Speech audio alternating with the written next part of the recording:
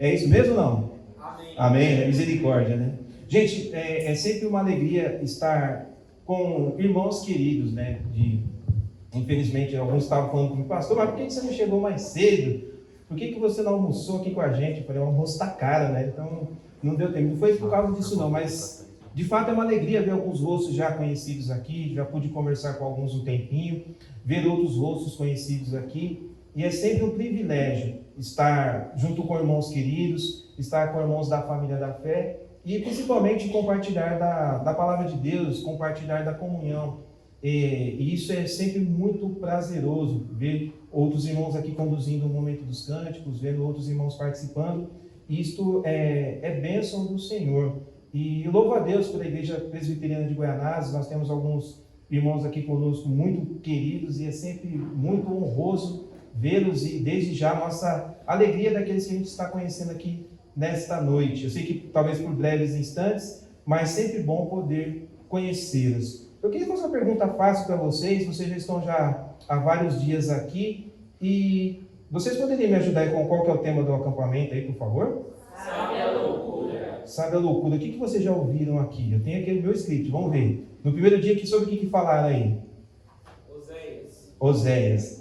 Vê se tem sentido para vocês. Conhecendo a força de Deus, encontrando forças em Deus. Tem sentido aí para vocês? Sim. Depois, as limitações de força do homem. Tem sentido para vocês? Sim. E qual que é o texto base? 1 Coríntios 1:25. 1:25? O que diz na de cor? Vamos ver. Vamos ajudar o Landinho. Abra sua Bíblia, por favor, lá em 1 Coríntios. A gente vai novamente ler esse texto, capítulo 1, a partir do versículo 18. Essa releitura vai ser importante, especialmente o versículo 25, do qual nós vamos trazer alguns destaques nessa noite. 1 Coríntios, capítulo 1, a partir do versículo 18. Que diz assim: certamente, a palavra da cruz é loucura para os que se perdem, mas para nós que somos salvos, poder de Deus. Versículo 19. Pois está escrito: destruirei a sabedoria dos sábios e aniquilarei a inteligência dos instruídos. Onde está o sábio? Onde o escriba? Onde o inquiridor deste século? Porventura não tornou Deus louca a sabedoria do mundo? Visto, versículo 21, como na sabedoria de Deus, o mundo não o conheceu por sua própria sabedoria. Aprove a Deus salvar os que creem pela loucura da pregação. Porque tanto os judeus pedem sinais, como os gregos buscam sabedoria. Mas nós pregamos a Cristo crucificado. Escândalo para os judeus, loucura para os gentios. Mas para os que foram chamados, tanto judeus como gregos, pregamos a Cristo, poder de Deus e sabedoria de Deus. Porque a loucura de Deus é mais sábia do que os homens. E a fraqueza de Deus é mais forte do que os homens. Amém? Deus bendito, rogamos a tua bênção nesta hora, Pai. Na ação do teu Santo Espírito que nos ilumine, ó Pai, a fim de entender a tua palavra e ajudados pelo Senhor, ó Pai Celeste, sermos por ela edificados e naquilo, ó Pai, que precisamos fazer, nos ajude, ó Pai, a em resposta à tua palavra, ser fiel ao Senhor. Nos ajude, pois, nesta noite, ó Pai, como até que o Senhor nos tenha ajudado, mas de maneira especial nesse momento de exposição da tua palavra. É que nós oramos agradecidos no nome de Jesus. Amém. Meus irmãos, eu creio que todos nós, em alguma medida, pensamos no futuro. A gente, em alguma medida, pensamos em legados, ou legado, ou deixar algo para alguém, ou deixar algo registrado. A grande questão é, o que eu e você gostaríamos de deixar como legado?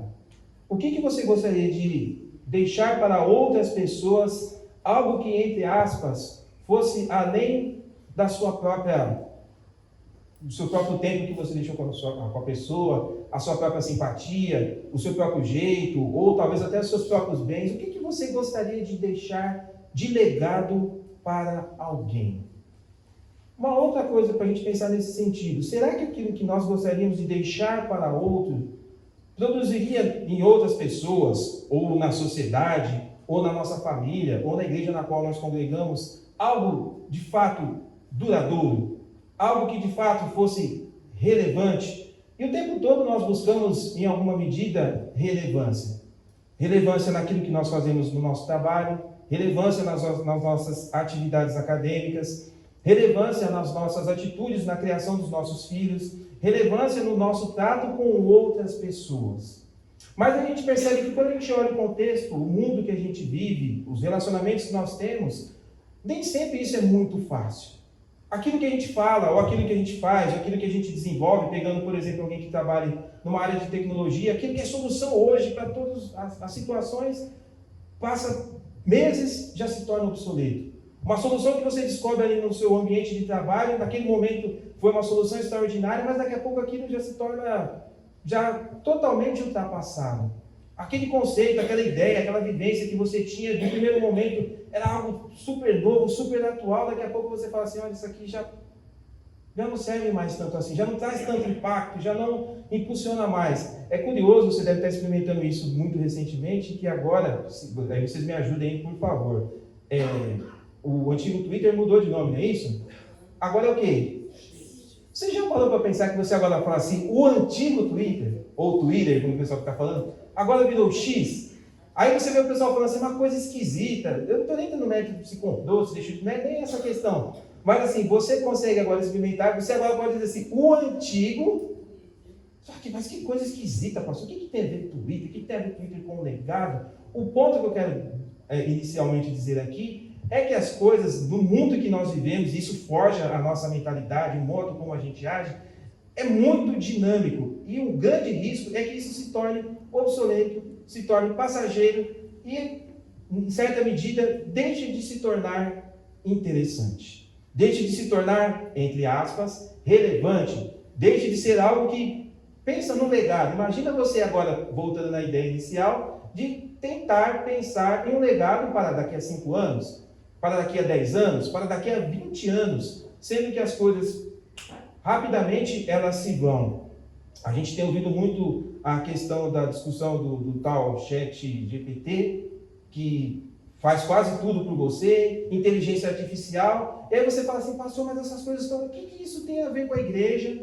O que isso tem a ver comigo? O que isso tem a ver com acampamento? O que isso tem a ver com o MP?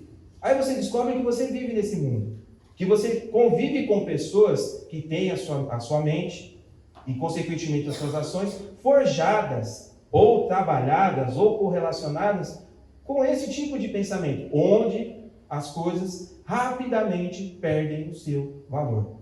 Se as coisas nesse sentido, no mundo que a gente vive, a gente não está à parte do mundo fisicamente falando, embora povo de Deus separado, ok, isso é uma outra questão. Mas o fato é que esta mentalidade, esse tipo de situação, ela está enraizada no nosso meio.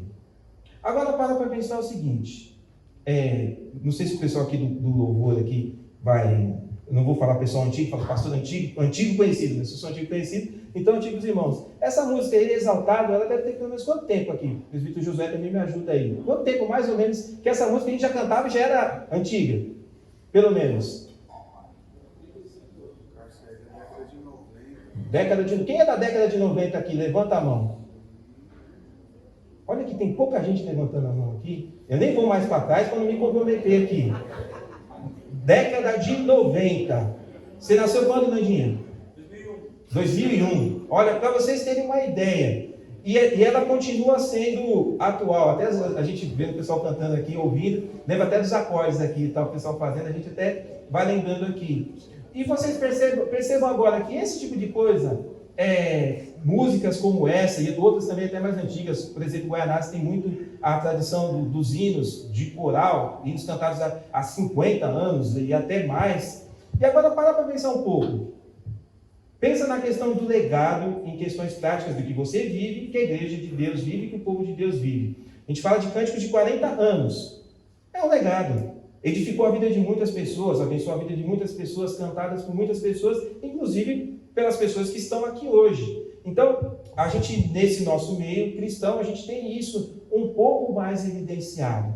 E a gente pode pensar, em certa medida, a questão de legado, algo que outras pessoas do passado trouxeram, que chegam até nós hoje e continuam abençoando a igreja de Deus. Mas eu volto na grande questão novamente. Que legado que eu e você podemos deixar que possa ser muito mais abrangente, muito mais relevante, muito mais importante no meio que nós vivemos? Quando a gente começa a pensar nesse texto, propriamente dito, vocês devem já ter ouvido várias alusões a ele, ele é escrito no contexto de conflito entre irmãos. Há pelo menos dois grupos ali, entre judaizantes e outros irmãos, que tinham a seguinte dificuldade. Por um lado, simplificando aqui a fala, quando pensava acerca da cruz de Cristo, e Paulo está falando acerca da loucura da pregação. Por um lado, para um judeu, seria impensável que alguém que viesse a redimir ou salvar alguém poderia ser alguém crucificado na cruz. O judeu tinha em mente que alguém que fosse crucificado era maldito de Deus. Essa mensagem soaria muitíssimo estranha, para se dizer, no mínimo, numa mentalidade judaica. Por outro lado, se a gente fosse pensar numa mentalidade grega, seria muitíssimo estranho que alguém que se dissesse tão poderoso pudesse ser tão frágil a este ponto. E quando se pensa acerca da mensagem, isso trazia muitas discussões aqui naquele meio, e aí começa a surgir grupos ali no meio diferentes. Eu sou de Apolo, eu sou de Cefas, eu sou de Cristo, eu sou disso, eu sou daquilo, divisões ali dentro da igreja. E Paulo fala assim, A mensagem, de fato, ela pode parecer loucura. E quando eu penso nessa mensagem, fazendo um salto grande agora para os nossos dias, e a gente pensando na ideia de legado, um pouquinho sobre isso que eu gostaria de falar, quando diz que a loucura de Deus é mais sábia do que os homens, e a ideia que nos é trazida essa noite, a proposta, é falar acerca da sabedoria de Deus.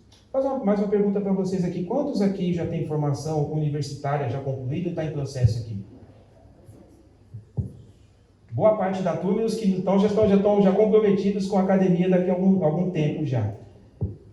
Uma pergunta simples para você. Aquilo que você estuda, você aplica no seu trabalho? Diretamente? Como não? 5 anos, 10 semestres lá, só bênção na faculdade, não é isso? Sexta-feira, o cara doido para ir embora, e o professor lá dando trabalho para você, alguém pergunta, não está mais alguma coisa aí, professor, aquela coisa toda? Aí você fala, seu curso está acabando.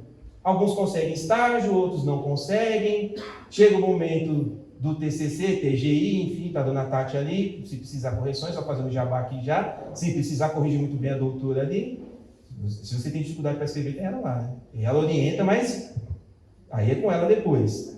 E aí você tem todo aquele esforço, todo aquele empenho, todo aquele desenvolvimento, aí você fala assim, o que eu vou fazer com isso? Aí você fala assim, pastor, mas é para empregabilidade, não, para o meu conhecimento, é para que enquanto eu pessoa, seja um cidadão melhor, e você faz uma série de coisas. Mas agora uma pergunta para vocês aqui, de novo. Quem aqui tem mais de 5 anos de igreja? E 10? Levanta as duas aí. Fala, misericórdia, Senhor. Vou usar um pouco mais, eu vou falar 15 anos. Eu vou falar 20 e você fica de pé, vamos ver. 20. Pode sentar. Eu não sei se vocês estão encrencados ou qualquer outra coisa. Gente, 20 anos. Você talvez não tenha ideia de quantos sermões você ouviu. Você talvez não tenha ideia de quantos estudos você participou. Mas tudo isso que você ouviu, e eu quero crer assim, sempre pautado na palavra de Deus. E o ponto essencial que eu quero destacar aqui é que esta palavra, ela não muda. Ela não muda. Vou dizer de novo, ela não muda. Mais uma vez, ela não muda. Você vive num contexto, a gente falava, onde tudo muda muito rapidamente. Onde tudo se torna descartável muito rapidamente. Aquilo que você vivencia, às vezes até mesmo nas relações, torna-se superficial muito rapidamente. Mas aquilo que diz respeito à palavra de Deus não muda. Você pode, obviamente, ouvir a palavra com uma aplicação diferente, mas a palavra não vai deixar de ser aquilo que ela é. Ela não vai mudar na sua essência. Ela não vai deixar de ser outra coisa. E sabe o que isso tem a ver comigo e com você, meus irmãos? Que a gente vive nesse mundo e nós vivemos com uma missão. Uma missão de anunciar esta palavra, que é escândalo para muitos, que é loucura para muitos. Para pensar um pouco daquilo que a gente assiste na TV, daquilo que você vê na internet, naquilo que você compartilha nas redes sociais. Agora para pensar um pouco acerca da mensagem da cruz, dizer o seguinte: olha, sem Jesus você não tem esperança. Isso conecta com a sociedade de hoje? Tem sentido para a sociedade de hoje? As pessoas vão dizer assim: não, pastor, isto é loucura.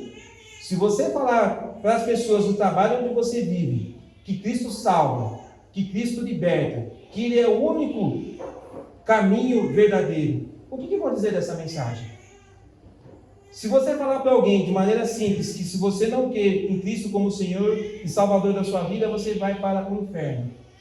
Isso vai ter alguma aplicação, alguma relevância na vida das pessoas que estão ao seu redor, ou vão achar você louco? Meus irmãos, falar da palavra de Deus, entender a palavra de Deus e pensar acerca da sabedoria de Deus é entender que, apesar de que as pessoas possam vir a rejeitar, elas rejeitam. E elas vão rejeitar e vão continuar rejeitando. Mas nós não podemos, de maneira alguma, abrir mão dessa palavra. Nós não podemos abrir mão da mensagem que nós temos. Por que eu estou falando isso para você? O grande perigo nosso é achar que Deus nos chamou ou nos permitiu estar nesse mundo por 20, 30, 40, 50 anos. Sabe para quê? Para crescer, para trabalhar, para estudar, para ganhar recurso, constituir família e seguir a vida. Deus, meus irmãos, tem nos permitido ficar nesse mundo para desfrutarmos de todas essas coisas. De uma boa convivência entre amigos, entre irmãos, mas com uma mensagem. Com uma mensagem de salvação. Com uma mensagem de esperança. Com uma mensagem de vida. Quando Cristo veio, forjou ali os seus discípulos e disse que voltaria ao Pai, Ele nos deixa um legado de anunciar a palavra. E Paulo dizendo aqui que ela é escândalo para alguns e loucura para outros. Mas a grande questão que eu fico pensando nisso, meus irmãos, é se de fato nós estamos empenhados na proclamação dessa palavra. Se de fato a nossa vida aspira para que outras pessoas, de fato, experimentem e conheçam o Cristo vivo dessa palavra que liberta. O grande risco, e quando eu penso nisso, meus irmãos, é que nós nos tornemos insensíveis, melhor dizendo, indiferentes com aquilo que está ao nosso redor. E eu sei que é difícil porque isso faz parte do nosso dia a dia. E a gente às vezes se preocupa muito, e isso em certa medida tem o seu valor e tem o seu local. Mas a nossa existência, a minha existência, ela não deve estar tão somente por aquilo que vai me trazer de bom legado aqui, que vai me trazer de benefício. Significa que eu preciso anunciar essa palavra a outros. E por que eu falo isso, meus irmãos? Algumas pessoas vão dizer o seguinte: pastor, mas as pessoas têm conhecimento suficiente. As pessoas têm informações hoje que em anos anteriores seriam incapazes de ter. Alguém dizia que, por exemplo, uma criança, vou pegar aqui o exemplo do Dudu, meu filho de 10 anos, que ele consegue ter informações, não estou falando de conhecimento, porque ele é novo ainda, enfim, mas é a quantidade de informações que ele tem hoje disponível é muito maior do que qualquer outro imperador de outros períodos. A quantidade de informação que nós temos. Aí eu começo a pensar o seguinte: se nós temos todas essas informações, se nós temos todas essas condições de transmissão, de ampliação, de fazer, por exemplo, os meninos estavam aqui no louvor agora há pouco, se eles quisessem fazer, se a internet também ajudasse, né, fazer uma boa transmissão, esse momento de louvor, o momento do culto aqui, poderia ser transmitido para o mundo todo. Então a gente tem essa capacidade extraordinária de fazer essas coisas. Mas a grande questão que eu fico pensando sempre é o seguinte: que legado que nós vamos deixar? Que legado que você vai deixar? Que impressões que você vai deixar na sociedade da qual hoje você faz parte? Que mensagem que nós temos a dizer? E o que mais nós vemos hoje em dia são muitas mensagens. Tem muita gente dizendo muita coisa. Tem muita gente dizendo muita bobagem. Mas as pessoas estão dizendo. E nós que temos a mais extraordinária de todas as mensagens, nós estamos dispostos a por ela proclamar? Alguém dizia, algum tempo atrás, que as pessoas não seriam perseguidas por aquilo que elas acreditam.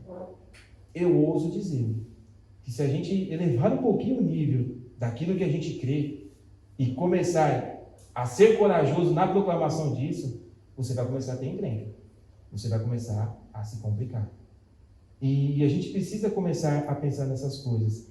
E quando a gente pensa nessa questão da sabedoria e nessa questão de loucura, o autor vai trazer esse tipo de contraste. E viver a vida cristã, e você sabe muito bem disso, não é algo muito fácil. Eu poderia ficar aqui, talvez a noite toda, falando de uma série de coisas que pudessem dizer respeito à questão da facilidade. Mas um dos alertas que eu queria deixar para você nessa noite é que a mensagem que eu e você temos, ela de fato, e isso não é antigo, é nesse sentido que eu quero dizer que é a mesma mensagem, ela continua sendo loucura. Ela continua sendo loucura. Parece loucura essa mensagem, mas é a mensagem que salva, é a mensagem que liberta, é a mensagem que transforma. O que você deve pensar acerca disso é se nós estamos dispostos a proclamá-lo. Proclamar aqui e o enfrentamento do mundo que nós estamos. E a gente começa a perceber que os espaços que estão na sociedade, meus irmãos, muitas vezes poderiam ser por nós ocupados. Eu não digo no sentido triunfalista vamos avançar e tudo vai acontecer da melhor forma possível. Mas eu digo no sentido de enfrentamento. E quando eu falo enfrentamento, não é simplesmente debater com as pessoas, mas é colocar em prática as nossas convicções. Esse para mim é o ponto essencial. O quanto nós estamos dispostos a colocar as nossas convicções, entre aspas, em jogo. Quantos de nós estamos dispostos, numa época de cancelamento, numa época onde a pessoa de milhares de seguidores passa a ter nenhum, onde isso é muito relevante para todo mundo? O que as pessoas estão falando sobre mim? O que as pessoas pensam sobre mim? Que tipo de legado que nós vamos deixar? Nós temos alguns irmãos aqui que têm filhos e talvez consigam entender um pouco melhor essa ideia. O que a gente fala para os nossos filhos? O que nós vamos deixar para os nossos filhos se nós não estivermos mais aqui? Que bastão que eles vão receber de nós para seguir adiante em termos da sua fé, das suas convicções, da sua vivência, das suas relações, as escolhas que eles vão fazer que a eles competem? Como é que nós vamos fazer isso? Nós temos aqui muitos jovens, alguns casais aqui, que estão namorando. Que legado que eles vão carregar, se Deus permitir que eles caminhem mais adiante, enquanto casal, enquanto família? Que perspectiva que nós vamos ter de família num mundo como esse? O mundo clama por soluções, e muitas soluções baratas. A solução que nós temos pode ser uma solução antiga, pode ser uma solução que não muda, mas a solução que nós precisamos continuar a oferecer. Escândalo para alguns, loucura para outros. E é nessa arena de enfrentamento, se a gente for pensar assim, a gente deve continuar caminhando, continuar pregando e mais, continuar crendo. Eu posso assegurar para você que nós não precisamos de nada além do que nós temos. Nós não precisamos de um outro evangelho, nós não precisamos de novidades, mas a centralidade de Cristo na cruz, ela é essencial. Nós não podemos abrir mão disso. Nós não podemos abrir mão disso. Pastor, parece uma coisa tão óbvia que as pessoas não conseguem enxergar. Paulo, pessoalmente, esteve ali na igreja de Corinto. Foi alguém que forjou ali aquela igreja, foi alguém que caminhou com aquela igreja, uma igreja que lhe trouxe muitas dificuldades em diversas situações, uma igreja que questionava, uma igreja que trazia, em alguma medida, aborrecimentos, a ponto de ter grupos ali que estavam divididos, como a gente dizia anteriormente. E ele continuava a dizer, porque a loucura de Deus é mais sábia do que os homens, e a fraqueza de Deus é mais forte do que os homens. Numa outra tradução aqui, vai dizer assim: pois a loucura de Deus é mais sábia que a sabedoria humana, e a fraqueza de Deus é mais forte que a força humana. A loucura de Deus é mais sábia que a sabedoria humana. O que isso quer dizer? que aquilo que o homem muitas vezes não consegue compreender, ou coloca como solução, e Deus tem isso de maneira muito bem estabelecida, de maneira muito sábia. Se a gente fosse fazer uma eleição aqui nessa noite da pessoa mais inteligente aqui do acampamento, quem que vocês elegeriam? Não vale Nandinho, tá? Vou pegar no pé dele aqui. Quem que vocês elegeriam? Quem conhece uma pessoa muito, pastor, eu conheço uma pessoa muito inteligente. Não, pastor, a pessoa, entre as mais inteligentes que eu conheço é o ChatGPT agora, né? Ele resolve tudo para mim. Não resolve, não. Ah lá, de novo, Dona Tati lá, não vale, não. Não serve para academia, não. Pula fora disso aí. A gente vê essas coisas de inteligência artificial, a gente não fica admirado. Como é que pode a inteligência forjar e trazer soluções em segundos para soluções complexas, fórmulas extraordinárias? Já parou para pensar que Deus é muito mais sábio do que isso? Que Deus deu a capacidade do homem chegar a esse ponto, a esse nível? E eu pergunto para você, será que Deus sabe menos do que qualquer mente humana? Não tem. Meus irmãos, a gente desfruta, ou a gente tem muita coisa boa a nosso favor, e muitas vezes a gente não aproveita. Você já parou para pensar o quanto você é privilegiado? Sendo cristão, a gente acha que é privilegiado porque tem um bom emprego. Ah, pastor, sou privilegiado, sou chefe, ganho bem, 8 dígitos, etc e tal, estou ganhando bem, então vivo aqui uma vida extraordinária. Viajo, desfruto do bom e do melhor. Você sabia que se você for embora, e você sabe disso, sem Cristo, nada disso vai servir de nada?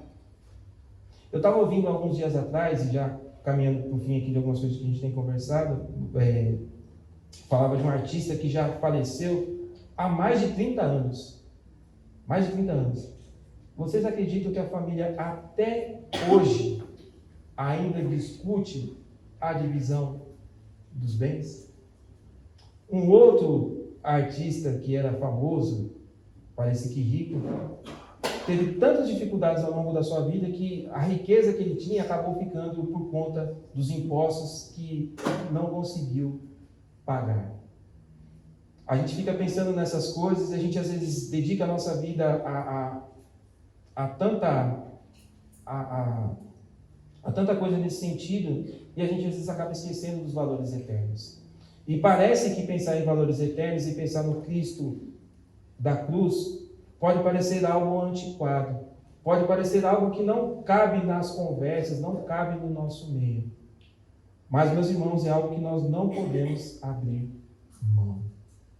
Há muita gente, infelizmente, abrindo mão das suas convicções pela conveniência, pelo seu bem-estar, por uma série de coisas, ou talvez até por medo de perder uma amizade, enfim, uma série de coisas. O grande ponto é, meus irmãos, que o Evangelho ele nunca vai ser fácil. Pregar a palavra de Deus nunca vai ser fácil. E mais, ter essa convicção nunca vai ser um desafio fácil. Mas a grande questão é o legado que nós vamos deixar. A igreja de Guaianazes completa, de maneira muito simples, assim, falando, mais de 50 anos de pregação do Evangelho. Há outros irmãos de outras igrejas aqui que pregam o Evangelho há tanto tempo. Isso, no exemplo da música que a gente colocava, é um legado que a gente deixa. Mas não é um legado nosso apenas. É algo que Deus nos deixou a fazer. Algo a entregar a outros. Eu diria para vocês da seguinte maneira: o que a sociedade de hoje precisa? Ela precisa de mais recursos? Ela precisa de... Você pode falar, pastor, uma distribuição de riqueza, você poderia pensar em infraestrutura, uma série de outras soluções. Não é isso que a sociedade precisa. Essencialmente falando, a grande questão da humanidade, se a gente for usar um termo diferente aqui, é uma necessidade teológica. Elas precisam de Deus. O mundo, se a gente quisesse pensar em um mundo diferente, transformado, ele só poderia ser totalmente novo, transformado pelo Evangelho. Você pode pensar em mais riqueza, você pode pensar em mais distribuição, você pode pensar em mais capacidade, mais tecnologia, o que você quiser. Isso vai ajudar até uma determinada parte. O que a sociedade de fato precisa é de Jesus. Aí você pode dizer assim, a sociedade precisa de Jesus. Consequentemente, ou em primeira instância, a lógica é, nós precisamos de Jesus e assim nós podemos transmiti-lo a outros. Talvez uma das barreiras que a gente possa encontrar é que nem sempre nós estamos fazendo essa transmissão de maneira fidedigna. Talvez as nossas convicções não estejam verdadeiramente arraigadas, porque pode-se pensar que uma mensagem tão antiga já não faça mais tanto efeito no mundo em constante transformação. E o nosso alerta nessa noite, à luz da palavra de Deus, é que essa mensagem continua plenamente atual, plenamente válida, plenamente essencial, indispensável, e você não precisa alterá-la em nada. Volto a dizer, pensando no contexto que Paulo tinha aqui como enfrentamento. Alguns olharam e falaram, não é possível. Não é possível que alguém humilhado na cruz pudesse oferecer salvação eterna. Não é possível que uma mensagem tão simples assim seja capaz de transformar. Mas é muito simplório. Como é que um homem de Nazaré morreu na cruz, ressuscitou? Ressuscitou? Como assim? Espera aí um pouquinho. Pode salvar a vida de alguém. Mas é isso mesmo. É exatamente isso. É tão simples assim. É tão difícil assim. No que eu quero terminar com uma frase que John MacArthur escreve no livro que tem o título Crer é Difícil. Eu deveria, me perdoe, eu deveria ter pedido para que nos ajudassem na transcrição, mas ele escreve assim, o nome do livro é Crer é Difícil. E aí ele vai dizendo o seguinte, portanto, como pode um homem decaído, no mundo amaldiçoado, encontrar a verdade de Deus com sua razão pervertida, quando, ele faz alusão a Adão, quando um homem perfeito, no mundo perfeito, não podia encontrar a Deus com a sua razão perfeita, ele faz o contraste aqui. Um homem pervertido, no mundo pervertido, como é que ele poderia, amaldiçoado, encontrar a verdade de Deus? Como é que uma mente pervertida, um homem decaído, poderia encontrar a verdade de Deus? Ele não poderia. E aí ele faz o contraste. Quando um homem perfeito, ele está falando de Adão, no mundo perfeito, não podia encontrar a Deus com a sua razão perfeita, nem mesmo Adão podia saber o que Deus deseja se ele próprio não disser. Ou seja, mesmo Adão no estado da perfeição, se Deus não tivesse se dirigido a ele, ele não teria como saber. E hoje, como é que alguém com a mente, estar aqui já decaído, imperfeito, ele vai poder chegar até Deus? Como é que ele vai chegar até Deus? Como é que você acha que eu e você, sem a ajuda de Deus, podemos chegar até Ele? Como é que você pode achar que a sociedade de hoje vai poder ser transformada nesse evangelho que Paulo diz aqui como loucura, vai poder alcançar pessoas? Somente Deus, meus irmãos. Somente Deus. Somente a palavra de Deus. Somente a fidelidade à palavra de Deus. E aí volta nessa ideia do nosso legado. Essa palavra que nós temos que anunciar no mundo perdido, no mundo caído, no mundo onde as pessoas com a sua própria razão, que se dizem sábias, aí a ideia, são sábios, na verdade são tolos, na verdade são loucos, acham que sabem, não sabem absolutamente nada. Aí o contraste, o que isso? Palavra de evangelho, isso é loucura, de fato é loucura, porque uma mente pervertida não tem como conceber como normal algo que vem de Deus. Por isso que é loucura, por isso o contraste, por isso o conflito, por isso a divergência. Aquilo que você tem como sabedoria, pensando nesse sentido, não estou falando sabedoria acadêmica, sabedoria sem Deus, é tolice, é loucura nesse aspecto, não serve para nada. E aí fica aparecendo no contraste que aquilo que Deus estabelece que é loucura. Mas na verdade, a loucura de Deus é a verdadeira sabedoria. Consegue entender o que eu quero dizer? Mas que é loucura, pastor? Loucura para você, para Deus é sabedoria. Não é opinião. É fato. Pastor, o que nós temos? Sociedade, inteligência artificial, etc. Sabedoria. Tolice, loucura, não serve para nada. Queria que você baixasse a sua fronte.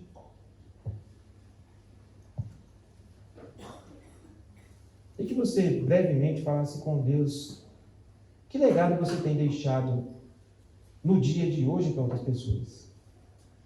O que você pretende fazer ao sair daqui em termos de urgência na proclamação do Evangelho? Parece algo tão simples, tão essencial, tão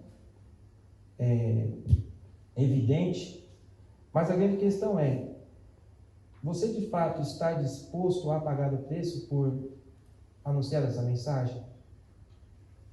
Se você pensa em legado, se você pensa em deixar algo duradouro na vida de alguém, ou sob a sua influência, se você quiser pensar assim, você tem feito isso? Qual que tem sido a sua preocupação atual? Valores eternos, valores daqui. Embora eles sejam importantes,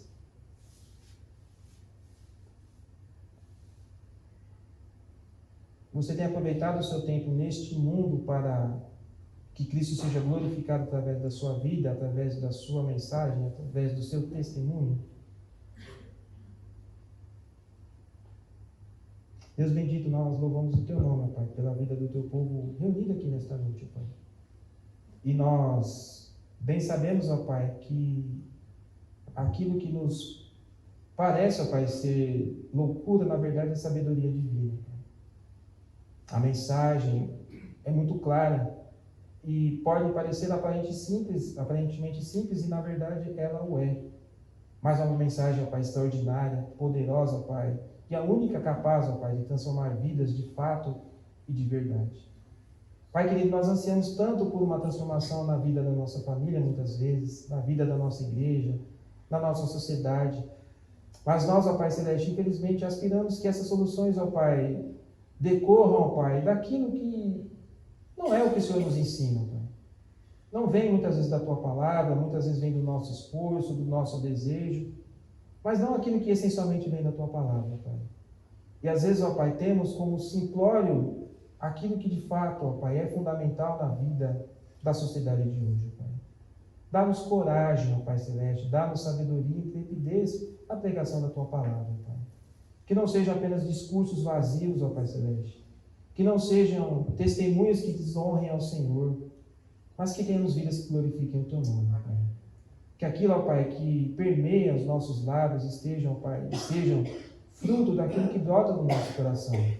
De gente que ama o Senhor, de gente que busca o Senhor, de gente que tem intimidade com o Senhor, para poder falar, ó Pai, de uma vida que foi transformada pelo poder do Evangelho, ó Pai, e que esse Evangelho pode transformar outras vidas, ó Pai. Pai querido, nós temos tantos irmãos e irmãs queridas aqui nessa noite, ó Pai. Gente que te conhece há mais de 10, 20, 30 anos, que tem, ó Pai, uma vida de tantas e tantas experiências contigo, Pai. Que esses corações continuem aquecidos, ó Pai, com o poder da Tua palavra. Com a alegria, ó Pai, de estar na Tua presença. Com a alegria, ó Pai, de transmitir essa palavra a outros, ó Pai. Pai querido, não nos deixe acomodados, ó Pai. Muitas vezes, ó Pai, nos acostumamos com as coisas da igreja, com as coisas da vida, ó Pai, eclesiástica, e nos tornamos, ó Pai, tão insensíveis, tão desligados, ó Pai Celeste, tão pouco motivados com a Tua causa, Pai. Nós, ó Pai, participamos das atividades da igreja, Pai. Nós ministramos aulas, pregamos a Tua palavra, participamos do louvor, ensinamos as crianças, ó Pai Celeste. Mas o propósito de tudo isso, ó Pai, não pode ser um fim em si mesmo. Mas deve ser, ó Pai, a proclamação e a glória do Teu nome, Pai. Para na Tua casa sermos fortalecidos e edificados, ó Pai. E aonde quer que estejamos, transmitir essa palavra a outros, ó Pai. Que o nosso coração esteja sempre, ó Pai, aquecido com a ação poderosa do Teu Santo Espírito, ó Pai. Dá-nos, ó Pai, corações piedosos. Dá-nos, ó Pai, sensibilidade com aqueles que precisam ouvir do Evangelho, Pai. Pai Celeste, há tantas pessoas que precisam ouvir. Que sejamos nós, ó Pai, aqueles que são os proclamadores dessa palavra. Pai Celeste, a sabedoria divina, ó Pai, embora possa parecer loucura para a sociedade de hoje, mas a solução que ela precisa, Pai. Dá-nos, pois, a coragem, a convicção, ó Pai Celeste, de poder proclamá-la dia após dia, ainda que venhamos a ser ridicularizados, ó Pai, ainda que venhamos a ser desprezados, ainda que venhamos a não ser os mais populares, mas, ó Pai Celeste, apesar de tudo isso, nos mantemos fiéis ao Senhor. Pai Celeste, nós temos as nossas atividades do dia a dia, Pai Celeste, elas são necessárias, o nosso trabalho, o nosso estudo, o cuidado com os filhos, o cuidado entre irmãos, o cuidado da família, tudo isso é importante. Mas o Senhor, Pai, nos permitiu e permite estar nesse mundo com um propósito muito maior, Pai, que é pregar a Tua palavra. Não nos permitas, ó Pai, esquecer desta verdade, ó Pai. Não nos permitas, ó Pai, perder oportunidades, ó Pai. Não permitas, ó Pai Celeste, que deixemos de ser instrumento de bênção na vida de outras pessoas por conta, Pai, da nossa atitude relapsa ou por conta da nossa indiferença. Mas desperta a cada um de nós, ó Pai, dia após dia, Pai, para pregar a tua palavra. Pai Celeste, nós amamos o Senhor e sabemos, ó Pai, que a maior bênção que nós temos na vida nós já recebemos por meio de Cristo Jesus, que possamos compartilhar a outros, ó Pai. E o Senhor, segundo a tua sabedoria, segundo a sua vontade, o seu querer, ó Pai, há de fazer aplicar nos corações aquilo que se fizer necessário. Mas compete a nós, ó Pai, a proclamação desta palavra, ó Pai. E nos dá coragem, ó Pai, por fim, nesse mundo tão difícil. As pessoas não querem, ó Pai, por si próprias decaídas, pessoas com o coração distante do Senhor, ó Pai, pessoas rebeldes da tua palavra, querendo ouvir essa mensagem. E nós reconhecemos que não é fácil pregar essa palavra, Pai. Pregar essa palavra envolve, ó Pai, enfrentamento, envolve, ó Pai, uma série de coisas. Mas tudo, ó Pai, que nós precisamos, todas as condições, tudo aquilo que for necessário, nós temos que o Senhor há de nos conceder, ó Pai. Que o Senhor nos permita, ó Pai, que nos mantenhamos fiéis ao Senhor em tudo o que fizermos. Não apenas aqui, não no momento apenas do acampamento, não apenas, ó Pai, na caminhada eclesiástica, mas onde quer que nós estejamos, que tenhamos sido, que sejamos reconhecidos por um povo que é fiel, ó Pai, na proclamação da Tua palavra. Por fim, ó Pai, não nos permitas que venhamos a negociar, ó Pai, esse Evangelho.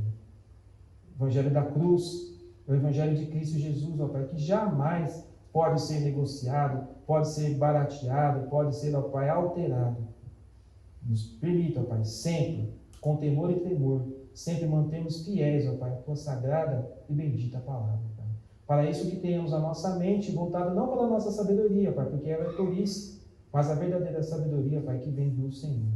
Que possamos sempre, ó Pai, a ela nos submeter, para que possamos assim, ó Pai, colocando em prática em nossas vidas, glorificar o Teu nome, Pai. Nós te agradecemos pelo Teu povo reunido, pelas as outras atividades que teremos, ó Pai, no decurso desta noite ainda, as atividades que teremos ainda no dia de amanhã, permitindo o Senhor. Obrigado, ó Pai, pela liderança, por cada família aqui representada, Pai. Que a Tua boa mão esteja sobre a vida do Teu povo reunido nesta noite. O Senhor conhece, ó Pai, a cada um dos Teus servos, as necessidades, as fraquezas, as lutas, ó Pai Celeste, aquilo, ó Pai, que carecem para manter-se, ó Pai, fiéis na caminhada cristã. Fortalece cada um, ó Pai, na medida que cada um dos Teus servos necessita, ó Pai. Nós te louvamos, agradecidos, ó Pai Celeste, porque temos o grande privilégio de anunciar, ó Pai, a mais extraordinária de todas as mensagens, a mensagem principal, que é a mensagem da cruz. Nós te louvamos por isso, ó Pai, no nome precioso de Jesus. Amém. Amém. Que Deus nos abençoe, meus irmãos. Os irmãos da liderança estão aqui, Andressa. Pastor, obrigada pela palavra. A gente tem uma pequena lembrancinha para o senhor, como agradecimento por ter vindo pregar com a gente. Cada um vai tirar uma fotinha.